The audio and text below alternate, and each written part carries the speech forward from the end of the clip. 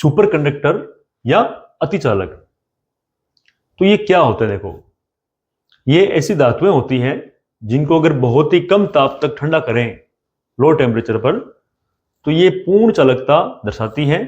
यानी इनकी जो प्रतिरोधकता है वो 0 हो जाएगी और चालकता इनकी अनंत हो जाएगी।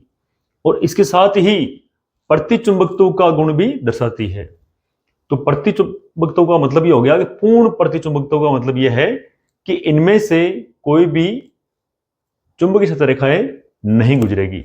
यानी अगर कोई प्रतिचुंबकत्व पदार्थ पड़ा है या पूर्ण प्रतिचुंबकत्व पदार्थ पड़ा है, तो जो बाहरी क्षेत्र की चुंबकीय सतह रेखाएं हैं वो इसके बाहर से गुजरेगी, इसके अंदर से एक भी नहीं गुजरेगी।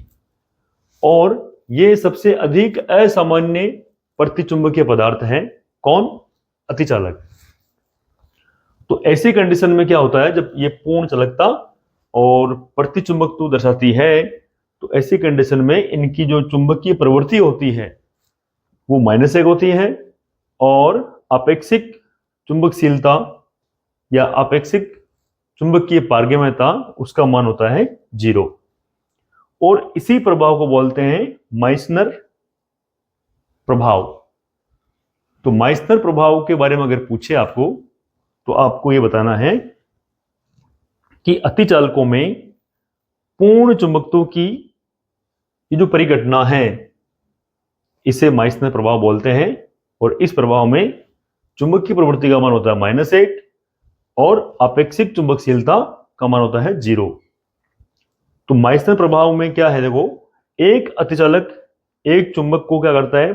प्रतिकर्षित करेगा और स्वयं भी इसके द्वारा प्रतिकर्षित होगा।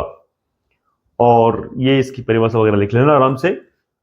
और माइसनर प्रभाव के लिए थोड़ा ध्यान रखना है कि ये जो प्रवृत्ति का मान और आपेक्षिक जो चुंबकशीलता है उसका मान ध्यान देना है। और यहां पर ये पूर्ण चुंबकत्व का प्रभाव दर्शाएगा। तो ये 2 टॉपिक है, ये हमें याद रखने हैं।